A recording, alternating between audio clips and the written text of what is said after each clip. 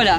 Donc notre association, elle a constaté beaucoup de choses très intéressantes. Elle étudie la société, puisque notre but est culturel aussi, pas seulement écologique. Et dans notre étude de la société, on s'est rendu compte que les politiciens se foutaient un petit peu de notre gueule et nous faisaient devenir chèvres avec des lois hallucinantes, tout simplement pour justifier le fait qu'ils sortent de grandes écoles, qui grandes n'est que de nom, parce que quand vous regardez dans la glace notre chère école de l'administration, l'ENA, eh si vous le lisez à l'envers, dans la glace, vous voyez Anne. Et vous avez bien compris que vous insultez les ânes en pensant que ces gens-là sont au moins aussi intelligents qu'eux. Passons. Voilà, donc les politiciens nous rendent chèvres, donc nous avons donc décidé de faire une marche des chèvres en colère. Voilà, les chèvres vont marcher sur Paris. Enfin, c'est pas les chèvres qui vont marcher, c'est moi qui vais marcher sur Paris. Donc notre association va faire un triathlon des chèvres en colère. Le triathlon, c'est une partie marche, une partie vélo et une partie natation. La partie marche, c'est dans la ville.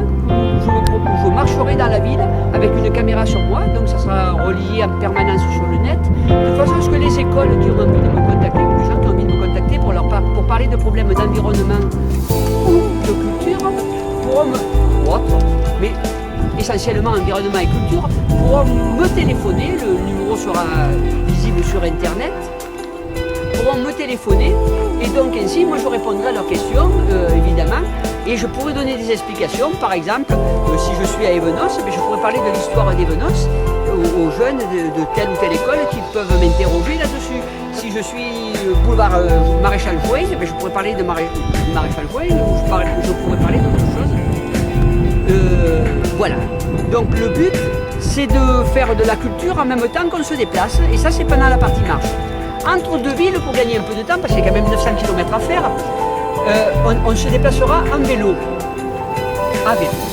Donc ça c'est pour la partie vélo. Il reste la partie natation. Alors vous vous rendez bien compte qu'entre la Garde et Paris, la natation, à part un petit peu dans le Rhône, dans l'Allier ou dans la Seine, il n'y a pas beaucoup à nager. Mais je vous l'ai dit, notre but c'est de vous défendre, donc vous allez travailler vous aussi. Vous, les citoyens qui vous trouvez, qui nagez dans les emmerdements tous les jours, eh bien, vous allez surfer sur le net pour venir nous aider. Donc, nous, ce qu'on propose, c'est qu'on se donne rendez-vous, et vous trouverez le parcours sur le net, on se donne rendez-vous le long du parcours, vous nous donnez vos lettres. Alors, j'explique, les lettres, c'est vos doléances, un argument, une lettre. Sur l'enveloppe, vous mettez le sujet de l'argument, c'est-à-dire école, éducation, retraite, peu importe. Nous, on ne va pas lire les lettres, on vous le dit de suite, on ne va pas les lire parce que ce n'est pas notre but. Nous, ce qu'on veut, c'est porter les doléances des citoyens jusqu'à Paris pour que les ministres, les députés sachent exactement où est le problème, quel est le problème. Vu qu'ils ne veulent pas écouter ce qu'on a à dire, eh bien on va l'imposer.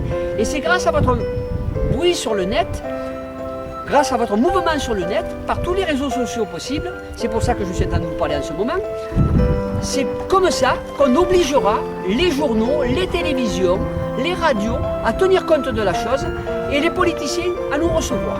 Une fois qu'ils nous auront reçus, ils liront les lettres ou ils ne les liront pas, mais ils prendront leurs responsabilités. Nous, on prend la nôtre, on se déplace, on bouge, on fait ce qu'il y a à faire.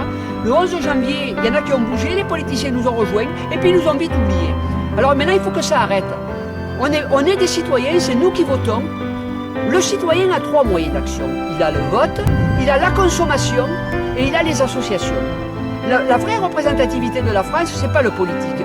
Quand le politique nous dit que 8% seulement des ouvriers sont syndiqués, donc les syndicats ne sont pas représentatifs, je tiens à leur rappeler aux politiques que les inscrits dans les différents partis, si on fait la somme de tous les partis, sont à peine 1 million en gros d'adhérents au parti. C'est-à-dire que sur 45 millions de votants, ça fait 2 et quelques pourcents. Ils sont encore moins représentatifs. Les motards en colère, on est 1,5 million. Donc on est encore plus représentatif. On devrait avoir le pouvoir à partir de ce moment-là.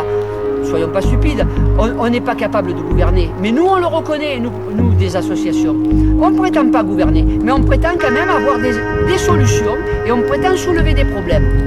On est des leveurs d'alerte. Alors ça suffit qu'on nous affiche systématiquement le secret d'État, le secret ceci, le secret cela, pour dire qu'on on ne peut pas faire autrement. Excusez-nous, on a voté pour une politique, on veut qu'elle soit appliquée.